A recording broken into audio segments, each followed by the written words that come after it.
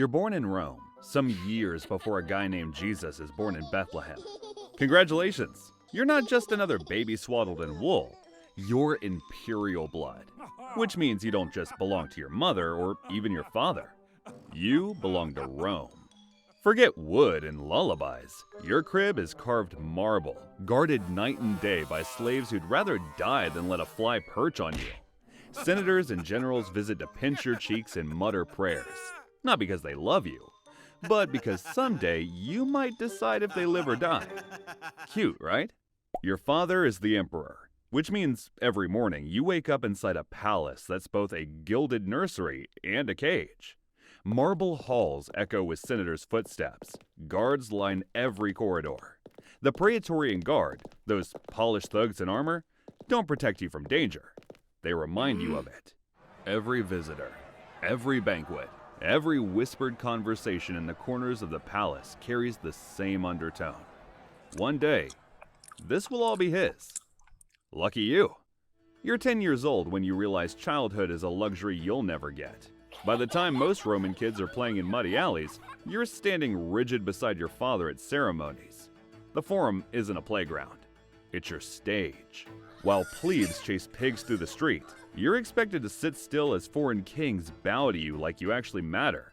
And while other children chase hoops in the street, you chase Latin declensions, Greek philosophy, and the art of not crying when a rhetorician calls you stupid. Congratulations! You're not being raised as a child. You're being raised as an heir, and tutors swarm you like flies. Philosophers, grammarians, orators.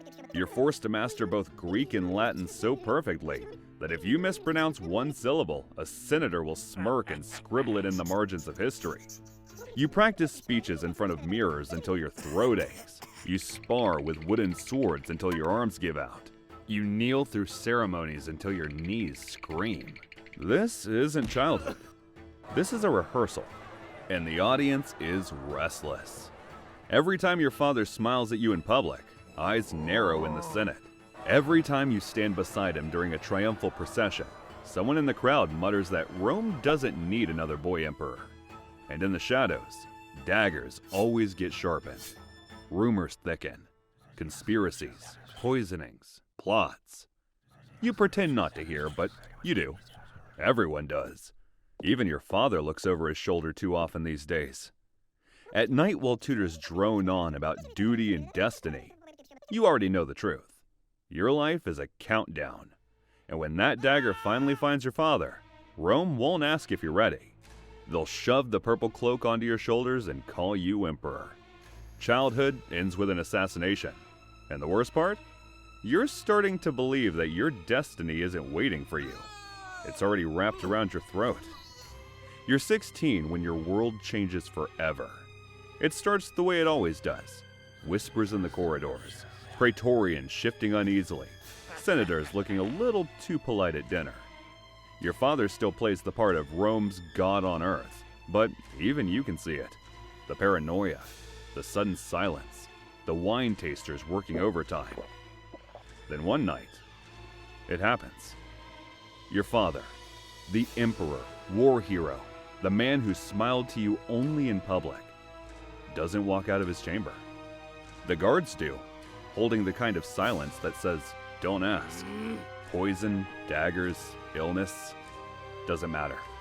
The details blur. After all, Rome runs on rumor.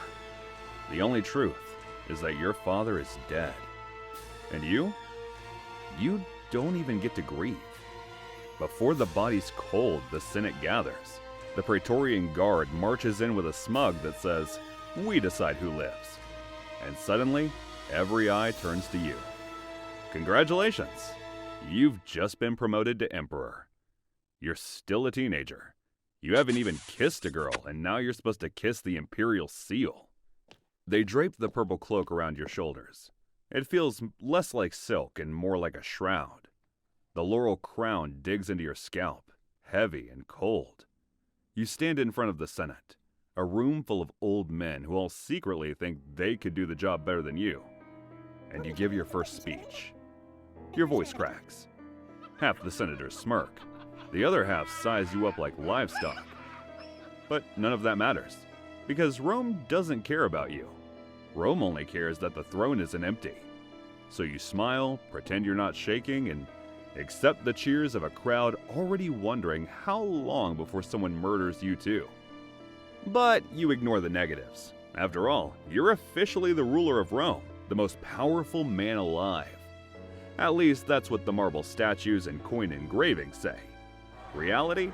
You're the world's most important hostage. The Senate smiles and praises your wisdom. Behind closed doors, they debate how gullible you are and which general to marry your sister to for leverage. The Praetorian Guard swears eternal loyalty, which really means pay us in gold or we'll stab you in the back. Even the people cheer your name in the forum, but they were the same mouths that chanted, "Ave Caesar!" and also chant, "Death to the tyrant!" the moment bread runs out. Your every move is stage managed. Want to take a walk? 10 guards shadow you, protecting you, but really they're just reporting back to who you talk to. Want to pass a law? Good luck.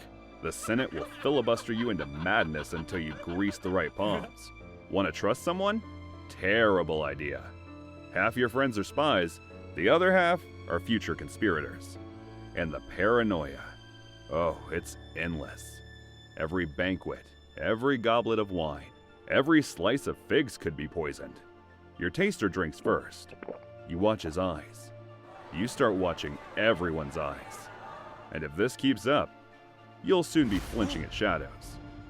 So you lean into the theater of it. You ride in triumphal processions like your father once did. You sit on a golden throne during circus games while gladiators split skulls for your amusement. You host banquets with roasted peacocks and rivers of wine. You act like a god. Because if you don't play the part, you won't live long enough to regret it. And yet, every night it gnaws at you. You're not ruling Rome. Rome is ruling you. The Senate, the army, the mob, even your own family. Each pulling a string, turning you into their puppet. You're not an emperor. You're a prize everyone's fighting over. And deep down, you know how these stories end. Few years pass and you turn 25. You thought you could just mind your business and the empire would leave you alone. Well, you thought wrong. First, the Senate tells you that you need an heir, that an emperor cannot be unmarried at 25. You call their bluff, telling them there's no such law. The next day, the Senate tries to pass such a law. It fails. Just when you thought you were done with that saga, the captain of your guard tells you how sad it will be to die without an heir. You're shocked. You know he's threatening you. You just never expected him to be this direct. But then you realize that these were the same guards that killed your father. So you give in. But you vow to use your marriage to gain allies. You get married to the daughter of your father's fiercest political rival. You believe he had a hand in your father's murder, but you just can't prove it. Everyone believes you've run mad. They ask how you could ally with a man your father disliked. But in Rome, a young emperor would take every backing he can. You've gained an ally and lost an enemy. You've just killed 2 birds with 1 stone. Your marriage proves to be good for everyone. For your rival, he's now got imperial backing. For the guards, they get paid for giving you good advice. For you, it gives you political backing and gets the Senate off your back. At least for now. A year later, you welcome a son. He reminds you of your younger self. You fear what the empire will do to him. So you show him love. You take him everywhere. You even give him the title of Caesar, which means he's next in line to the throne. You dream of leaving him a greater Rome than the one you got, something your father never did for you. So you cooperate with your father-in-law to be a better emperor. You use him to keep the Senate in check. You pay the guard handsomely. You tighten the treasury and tell yourself you would outlast the whispers. You tell yourself you'll beat the odds. But the whispers soon turn into knives. You are 35 when Rome turns on you. Your son gets poisoned and dies, or fever, depending on which liar you ask. Your allies fall one by one, always betrayed. always conveniently accused of treason. Each new trial ends the same way: executions, exiles, confiscations. Your father-in-law goes first. The evidence is airtight, not because of the sophistry of your enemies, but because it's true. You wonder why Rome has forsaken you, till you find out why. A new rival, a general has risen, and it seems he's coming for your throne. And now every soldier in Rome looks at you with fake smiles and murder behind their eyes. You could lay low, but you want revenge. You try to find out who is directly behind your son's death, but you find nothing. So you stop waiting for daggers in the dark and start swinging first. You let the delators, the professional informants, run wild. They denounce senators, generals, even old friends. You try to slander the upstart, but it goes nowhere. The general is squeaky clean. The treasury swells with seized estates and the prison's overflown. You sleep a little easier, until you realize every denunciation could turn back on you. You realize that powerful men who are neutral are starting to support your rivals. Even some from your camps do so. They tell you it's because they are scared that you'll target them next. You only see it as betrayal, so you target them too. Because of this, paranoia soon becomes policy. You stop doing public walks in Rome. You retreat to your villas, high walls and higher cliffs between you and your enemies. Messengers bring you the news of the city: riots, trials, executions. You nod, sign, and drink your wine in silence. People call you a monster now, but the truth is simple. You're afraid, and in fear, you indulge. You turn punishments into sport involving dangerous animals. Banquets blur into parties dedicated to the god Bacchus, the god of wine and ecstasy. The parties always get wild. Historians will call it depravity. You call it a distraction. Anything to drown out the truth. That you're alone. That the empire only loves you when you bleed for it. Your couriers bow lower. Your statues shine brighter. But Rome itself grows colder. The people see you less and less. To them, you're already half a ghost. An ugly rumor haunting an island while others scheme for your throne. And you know the final irony. Rome is all you have, and it's killing you. You're 40 now, and Rome doesn't even pretend to like you anymore. The Senate sits in silence when you enter, and you can hear the scratching of styluses, notes for your obituary written early. The Praetorians still salute, but their eyes linger too long on your back. You know what that means. Your banquets have grown quieter. Nothing pleases you anymore. The wine doesn't taste right. You watch your taster drink first, but still, your throat burns with every sip. You can't tell if it's poison or just paranoia. Either way, it chokes you. Whispers chase you through the marble halls. Tyrant, madman, monster. Maybe you are. But you learned the rule early. Mercy is weakness, and weakness is death. So you keep signing the decrees, keep feeding the delators, keep strangling Rome before it strangles you. And then the hammer falls. That general wins too much glory in the provinces. A senator makes one toast too loudly. A praetorian forgets to look afraid in your presence. Suddenly, every shadow sharpens into a dagger. You're 41 when it happens. Another night in your villa. Another banquet that tastes like ash. The torches burn low. The air heavy with wine and whispers. You dismiss the musicians early. Their songs grate on you. Only the Praetorian Guard remains, stationed like marble statues in the hall. But statues don't watch you this closely. Statues don't shift their grip on their blades.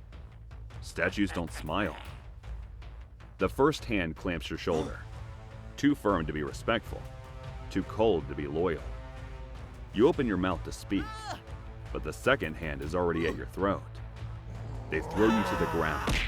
Your crown tumbles, rolling useless across the tiles. You thrash, shout, curse them as cowards. But they don't answer. They've been trained well. They just pin you, each man heavier than the Empire itself. Then the knives come. Small, clean, efficient. Not one glorious stroke, but a dozen patient betrayals. A blade finds your side. Hot pain blooms. Another nicks a rib. Breath sharpens into a gasp. You grab at a hand, at a tunic, at the marble beneath you. Everything slick with your own blood. You try to rise. You cannot. Your knees buckle. Your voice thins to a rasp. You taste iron. You see the torchlight flash on blades that used to salute you. The men you trusted. The men sworn to protect you. Stand over you like executioners who've done a job well paid. You die not as an emperor, not as a god, not as Rome's master. You die knifed on your own floor, the purple cloak sullied with your blood. They sheath their knives, adjust their helmets, and leave you there. You are the problem of the Libitinarius now, which is just a fancy word for undertaker. The Empire doesn't pause to mourn, because before the year runs out, the new emperor is crowned. Military merit, the Senate says. The general gives a speech, condemns you as a tyrant. He elevates his supporters, pays the guards, and then tries to kill them all as fast as possible before history can repeat itself with him. Because in Rome, anything can be justified for the Empire. So, congratulations. You ruled the greatest empire in history. But you couldn't even rule your own guards.